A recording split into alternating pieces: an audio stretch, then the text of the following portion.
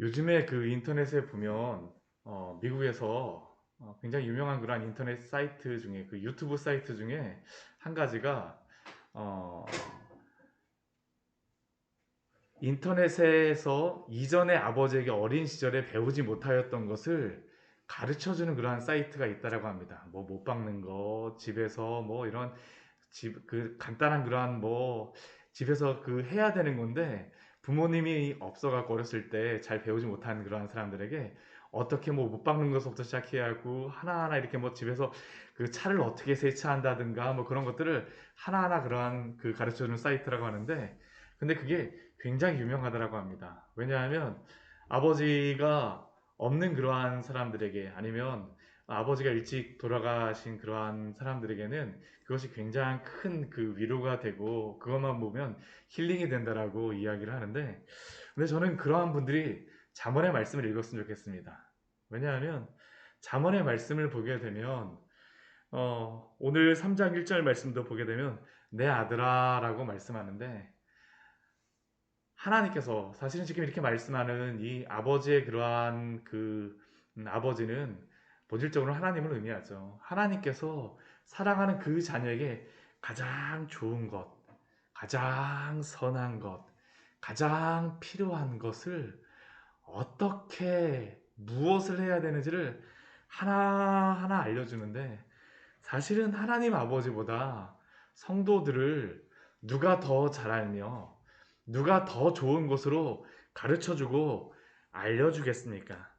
오늘 말씀도 그렇죠. 내 아들아, 내 아들아. 나의 법을 잊어버리지 말고 내 마음으로 나의 명령을 지키라. 여기서 나와 있는 이 법은 하나님의 말씀이죠. 구약의 그 말씀입니다. 나의 법을 잊어버리지 말고 나의 명령을 지키라. 하나님의 그 말씀들을 기억하고 순종하라는 겁니다. 근데 그냥 순종도 아니죠. 내 마음으로 그냥 의미 없이 그냥 지키는 것이 아니라 아버지를 사랑하는 그 마음으로 마음을 다하여서 마음을 거기에 쓰면서 그 순종하라라고 그 아버지가 아들에게 지금 말씀하고 있습니다. 내 아들아, 나의 법을 잊어버리지 말고 내 마음으로 나의 명령을 지키라. 잠언 3장 1절 우리 3장 말씀 보고 있습니다. 그러면 그 아들에게 주어지는 상급이 있습니다. 오늘 말씀을 보게 되면요. 아버지가 아들에게 그 어떠한 말씀을 훈계의 말씀을 줍니다. 이것을 지키라, 무엇을 행하라라고 말하게 되면 그 다음에 그것을 행하였을 때 주는 그 상급이 무엇인가가 계속 이렇게 반복돼서 나옵니다. 오늘 몇 가지의 그런 것들이 나오는데요. 어떻게 하면 아들이 잘 될 수 있는지를 아버지가 사랑하는 마음으로 말하고 있죠. 그 아버지의 법을 잊지 말고 나의 명령을 다 지키게 되면 어떠한 축복이 있습니까? 우리 2절 말씀 같이 한번 읽어볼까요? 그리하면 그것이 내가 장수하여 많은 해를 누리게 하며 평강을 더하게 하리라. 장수하는 방법으로 오늘 알려주고 있습니다. 장수하는 방법이 무엇입니까? 아버지의 법을 잊지 말고 그것을 마음으로 지키게 되면 그것이 바로 장수하는 겁니다. 오랜 기간 해를 누리게 하는 것이 바로 이 아버지의 법을 잊지 말고 순종하는 것이죠. 그냥 오래 사는 것만을 이야기하는 거 아닙니다. 이 오래 사는 것을 넘어선 그러한 축복이죠. 이 축복은요. 평강을 더하게 하리라. 아무리 오래 산다라고 해서 그 마음에 평안 없이 그냥 오래만 살면 그게 무엇이겠습니까? 그것보다 더 힘든 그러한 시간이 어디 있을까요? 그러나 아버지의 법을 잊지 말고 그 명령을 마음을 다하여서 지키게 되면 오래 장수하는 것을 넘어서 평강의 평강으로 지키신다라는 것이 바로 하나님이 오늘 이 새벽에 우리에게 주시는 말씀입니다. 오늘 우리가 드려야 되죠. 오늘. 그리고 또 다시 아버지가 아들에게 또 말을 합니다. 인자와 진리가 내게서 떠나지 말게 하고 그것을 내 목에 매며 내 마음판에 새기라. 인자와 진리가 내게서 떠나지 말게 하고 이 인자와 진리의 이 특성이 이 속성이 누구에게 속한 것입니까? 인자와 진리는 하나님께 속한 것입니다. 하나님께 속한 것이에요. 우리 창세기 말씀 우리 같이 출애굽기 말씀 같이 한번 보도록 할까요? 출애굽기 34장의 말씀입니다. 하나님께서 자신을 모세에게 보이실 때 하나님이 자신이 어떠한 분이신가를 속성을 이렇게 알려주세요. 하나님께 모세가 하나님의 그런 모습을 보여주십시오 할 때 하나님이 나타나실 때 이러한 노래가 울려 퍼집니다. 우리 출애굽기 34장 6절의 말씀입니다. 우리 같이 한번 읽어보겠습니다. 6절 7절 말씀 같이 한번 읽겠습니다. 여호와께서 그의 앞으로 지나시며 선포하시되 여호와라 여호와라 자비롭고 은혜롭고 노하기를 더디하고 인자와 진실이 많은 하나님이라. 인자를 천대까지 베풀며 악과 가실과 죄를 용서하리라. 그러나 벌을 면제하지는 아니하고 아버지의 악행을 자손 3, 4대까지 보응하리라. 아버지 하나님께서는 어떠한 그러한 속성이 있으십니까? 인자와 진실이 많은 하나님이라. 그 하나님의 그 성품을 따라서 자녀도 어떻게 된다는 겁니까? 인자와 진리를 내게서 떠나지 말게 하고 그것을 목에 메고 마음판에 새기라. 인자와 진리의 그러한 삶을 살아가라는 것입니다. 살아가라는 것이에요. 하나님을 닮아서 그 인자와 진리를 떠나가지 말게 하고, 인자와 진리를 행한다는 것이 무엇입니까? 자비로운 마음이죠. 진실하게 행하는 것입니다. 그리하면 우리 4절 말씀, 이렇게 인자와 진리를 행하게 되면 어떠한 축복을 주실까요? 우리 4절 말씀 같이 한번 읽겠습니다.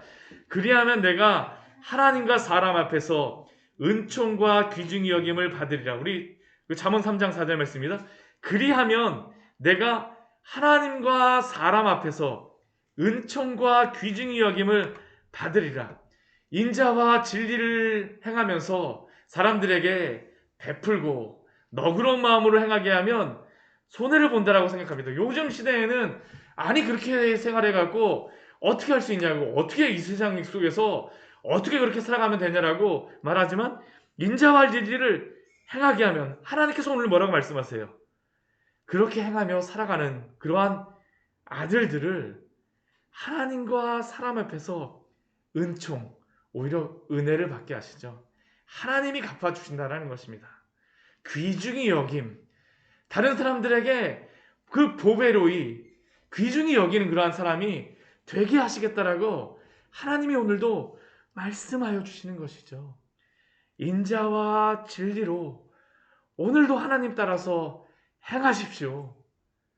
그러면 하나님께서 하나님과 사람 앞에서 은총과 귀중히 여김을 베푸실 줄 믿습니다. 오늘 아버지가 우리에게 주는 말씀 아닙니까? 오늘 또 아버지가 아들에게 이렇게 말을 하죠. 너는 마음을 다하여 여호와를 신뢰하고 내 명철을 의지하지 말라. 너는 범사의 그를 인정하라. 아버지이신 하나님께서 우리에게 오늘도 말씀하시는 것 아닙니까? 마음을 다하여 여호와를 신뢰하고 여호와 하나님만을 의지하라는 겁니다. 의지하라는 것이죠. 두 마음을 품지 말라라는 겁니다. 내 명철을 의지하지 말라라고 말합니다. 우리가 우리의 명철을 의지하면 어떻게 할까요? 하나님 의지하지 않게 됩니다. 하나님 의지하지 않게 되죠. 범사의 그를 인정하고 여호와를 신뢰할 때 하나님은 어떠한 복을 주실까요? 우리 6절 우리 뒤에 부분 그리하면 우리 뒤에 말씀 같이 한번 읽어볼까요? 그리하면 내 길을 지도하시리라. 하나님이 길을 지도해 주세요. 하나님을 의지하는 자, 하나님께 온 몸과 체중을 실는 사람만이 하나님이 나를 오늘도 지키시고 오늘도 보호하시고 오늘도 함께 하시는 것을 누리게 하시는 줄 믿습니다. 왜 하나님이 이렇게 하실까요? 하나님이 지키신다라는 것을 알려주시는 방식입니다. 이게 우리가 우리의 힘을 막 의지하기 시작하면 내가 잘한지 압니다. 내가 한 걸음 걷고 나서 내 힘으로 걸었다고 생각하면 내가 운동을 열심히 했으니까 요즘에 내가 다리 힘이 참 좋은 것 같아. 막 길을 막 이렇게 하면서 내 명체를 의지하여서 뭔가를 했다고 생각하면 아, 내가 요즘에 공부를 열심히 하고 이 분야에 대해서 내가 똑똑해지니까 역시. 그런데 하나님을 의지하는 사람들이 발견하는 것은 무엇일까요? 하나님이 오늘도 인도해 주셨다는 것이죠. 하나님이 인도하셨다는 것입니다. 하나님을 신뢰하는 사람들만이, 온 체중을 하나님께 실는 사람들만이 하나님이 지도하시는 것들을 오늘도 누리며 살아가는 줄 믿습니다. 오늘 또 7절 말씀에서 아버지의 입술을 통하여서 오늘 하나님이 우리에게 말씀하시는 것이죠. 스스로 지혜롭게 여기지 말지어다. 여호와를 경외하며 악을 떠날지어다. 이 말씀에서 말씀하시는 것이 무엇입니까? 악을 떠나라는 것이죠. 악을 떠나라는 것입니다. 그냥 악을 떠날 수가 없습니다. 우리가 왜 악을 못 떠날까요? 내가 이렇게 하면 손해본다라는 그 마음이 항상 있기 때문입니다. 내가 이 사람에게 이렇게 하면 내가 손해볼 것 같은데, 이 악인이 나한테 이렇게 하면 이 사람이 나한테 막 해코지 할 것 같은데. 물론 우리가 지혜롭게 행해야 됩니다. 그러나 악을 떠날 수 있는, 우리의 발길을 악으로부터 떠날 수 있는 이유가 무엇일까요? 하나님을 의지하기 때문이죠. 여호와를 경외하기 때문입니다. 여호와를 경외하며 악을 떠나는 것입니다. 여호와를 경외하지 않고 악을 떠나면 어떻게 될까요? 또 다른 악을 선택하는 겁니다. 이게 참 이상하죠. 이게 되돌이켰다라고 하는, 예전에 내가 잘못했던 거, 이제 다신 그러지 말아야지 하고선 말을 하는데, 또 보면요, 그러한 그 실수를 저지른 우리의 모습들을 보게 되면 무엇인가를 떠난 것 같은데 또 다른 악으로 달려가고 있습니다. 여호와를 경외할 때만이 지혜로운 길로 행할 수 있는 것입니다. 스스로 지혜롭게 여기지 말지어다. 그렇게 되면 그러한 때에 하나님이 주시는 그 축복이 무엇입니까? 우리 8절 말씀 같이 읽겠습니다. 이것이 내 몸에 양약이 되어 내 골수를 윤택하게 하리라. 내 골수를 윤택하게 합니다. 이것이 우리의 몸에 양약이 되는 겁니다. 녹용과 홍삼, 산삼, 이게 양약이 아닙니다. 우리에게 양약은 무엇일까요?